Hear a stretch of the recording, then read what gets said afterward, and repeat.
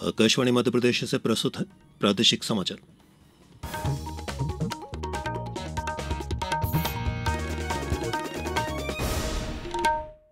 नमस्कार, समाचारों के साथ मैं प्रशांत सेंगर। सबसे पहले इस बुलेटिन के मुख्य समाचार। प्रधानमंत्री नरेंद्र मोदी आज मॉस्को में रूस के राष्ट्रपति व्लादिमीर पुतिन के साथ साथ भारतीय लोगों से करेंगे मुलाकात। अमरवाड़ा विधानसभा उपचुनाव के लिए प्रचार थमा। कल सुबह 7 बजे से शाम 6 बजे तक होगा मतदान। मानसूनी बारिश से पूरा प्रदेश हुआ पानी पानी। आज भी 18 जिलों में भारी बारिश की आशंका। और भारत और दक्षिण अफ्रीकी महिला क्रिकेट टीम के बीच तीसरा और अंतिम T20 मुकाबला आज। और अब समाचार विस्तार से। प्रधानमंत्री नरेंद्र मोदी आज मॉस्को में रूस के राष्ट्रपति व्लादिमीर पुतिन के साथ भारत और रूस के बीच 22वें वार्षिक शिखर सम्मेलन की सह अध्यक्षता करेंगे। वार्षिक शिखर सम्मेलन के दौरान प्रधानमंत्री मोदी और राष्ट्रपति पुतिन व्यापार संबंध, रक्षा, निवेश संबंध, ऊर्जा सहयोग, शिक्षा, संस्कृति और लोगों के बीच आपसी संपर्क सहित विभिन्न द्विपक्षीय मुद्दों की समीक्षा करेंगे। प्रधानमंत्री मोदी आज रूस में भारतीय समुदाय से बातचीत भी करेंगे। श्री मोदी रूस और ऑस्ट्रिया की 3 दिवसीय आधिकारिक यात्रा पर कल शाम मॉस्को पहुंचे हैं। छिंदवाड़ा जिले के अमरवाड़ा विधानसभा उपचुनाव के लिए कल सुबह 7 बजे से शाम 6 बजे तक मतदान होगा। इसको लेकर प्रशासन ने व्यापक तैयारियां की हैं। अमरवाड़ा में कल शाम 6 बजे चुनावी प्रचार प्रसार का शोर थम गया है और 13 जुलाई को यहां मतगणना होगी।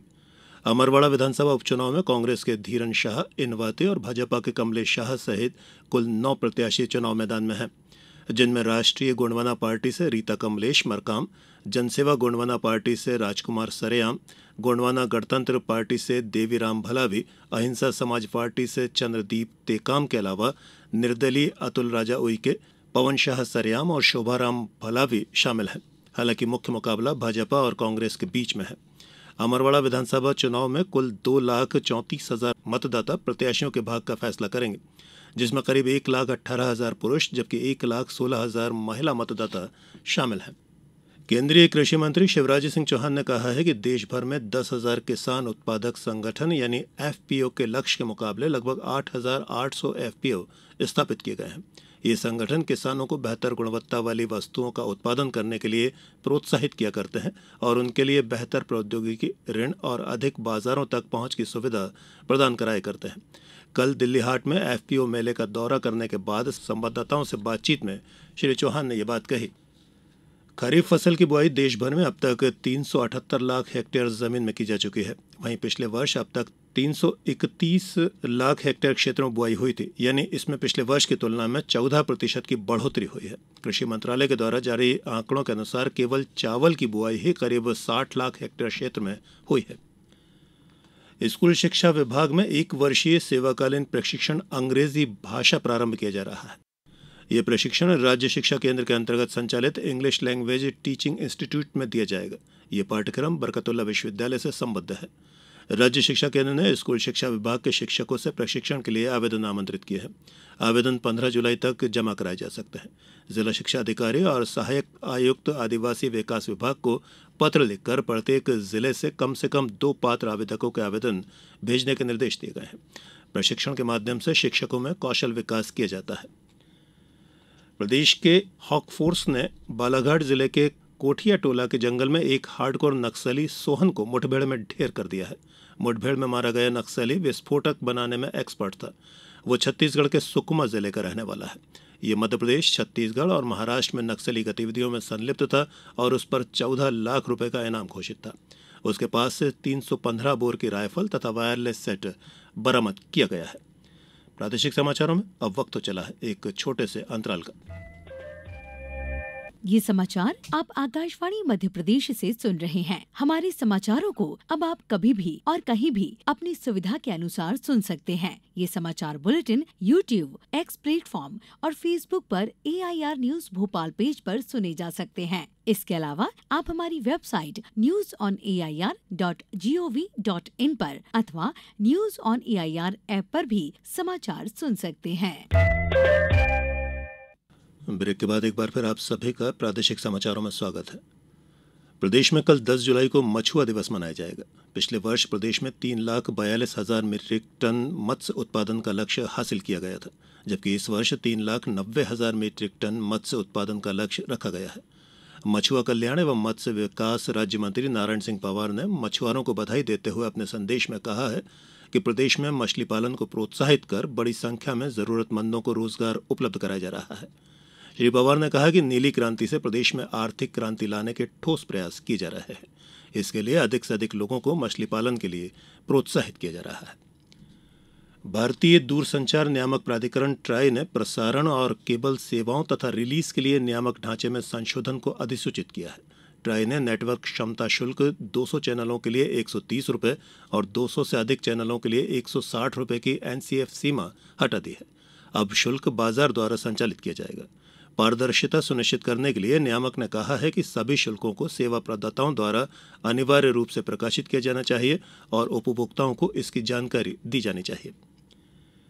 बात मौसम की करते हैं। प्रदेश में इन दिनों जोरदार बारिश हो रही है।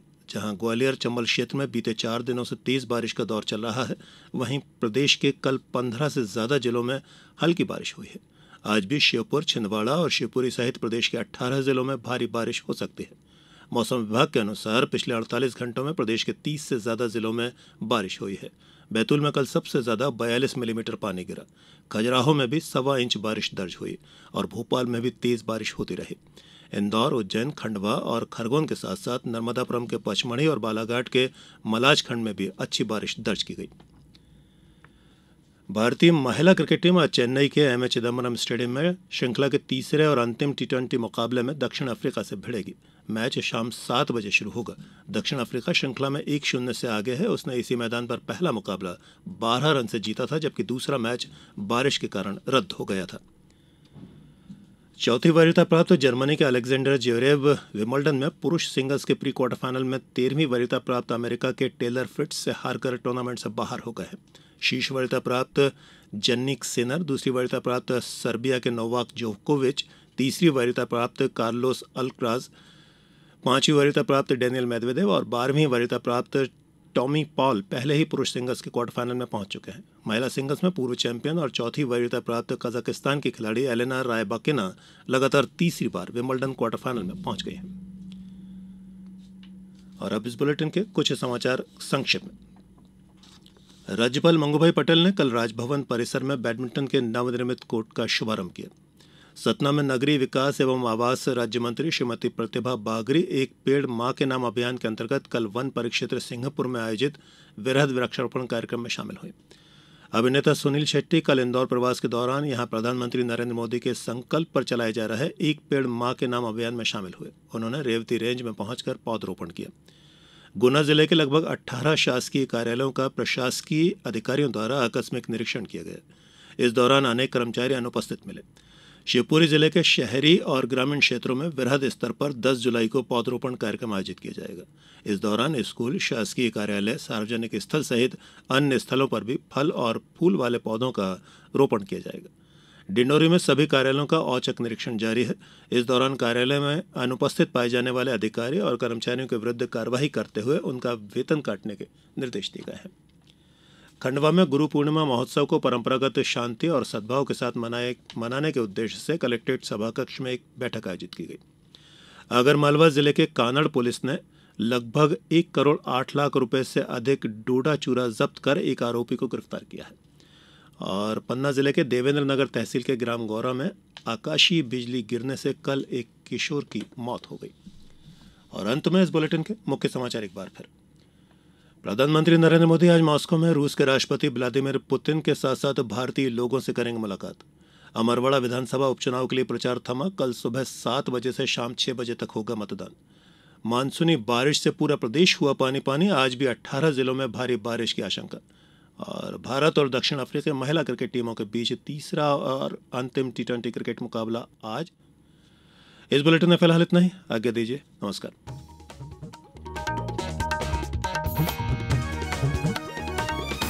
Huh?